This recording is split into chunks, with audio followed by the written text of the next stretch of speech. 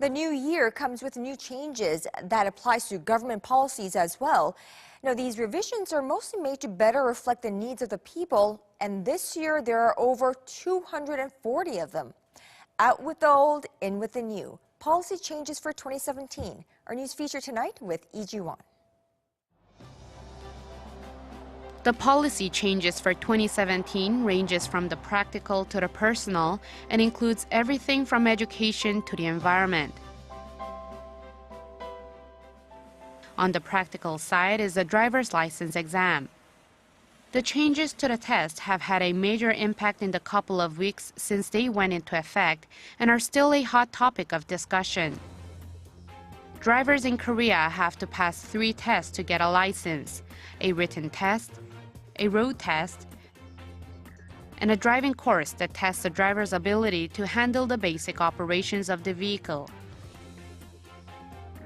I got my driver's license over 2 years ago, and although I don't have a car, I drive quite often.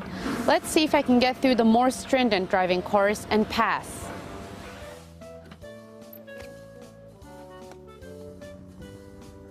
Drivers must now be able to stop on a hill without having the car roll backward.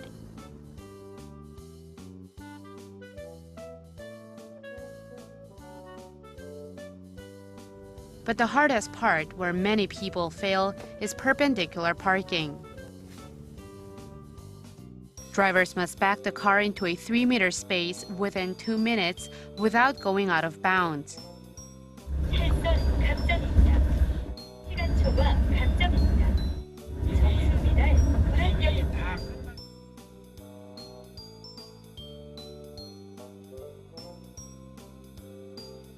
Before the test changed, people only had to drive straight for 50 meters and make an emergency stop.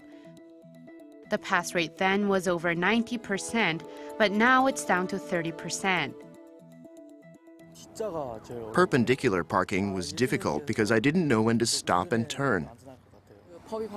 I took the driving course part of the test before the changes were made because I heard it was going to become more difficult. The National Police Agency says the new test reflects the actual problems drivers face in Korea to better prepare them for the real world.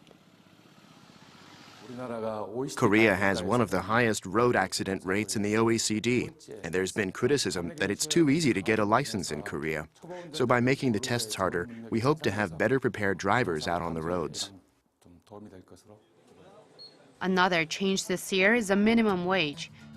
The minimum wage has increased to 6,470 Korean won, or roughly $5.50, up 7.3% from the year before. But that's still below the OECD average, even after inflation and purchasing power are factored in.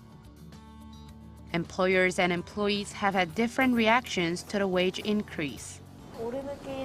Although the minimum wage went up, it's not a big enough increase to be felt.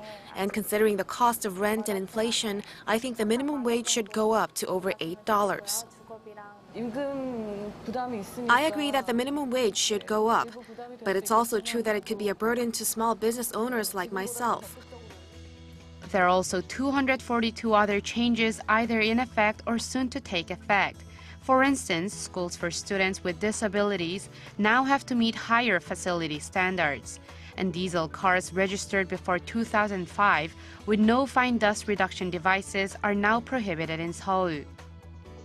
A great number of changes have also been made in the social welfare sector to tackle the low birth rate and aging population, including greater financial support for single parents. But in order for all of these changes to be effective, experts note that civic participation is key. Amid the uncertainties in and outside of the country, the government laid out a number of changes to alleviate societal pressures and boost the economy. People should think about how they can support the government's plans so that not only do they get to enjoy the benefits, but also contribute to the society. Lee Jiwon, Arirang News.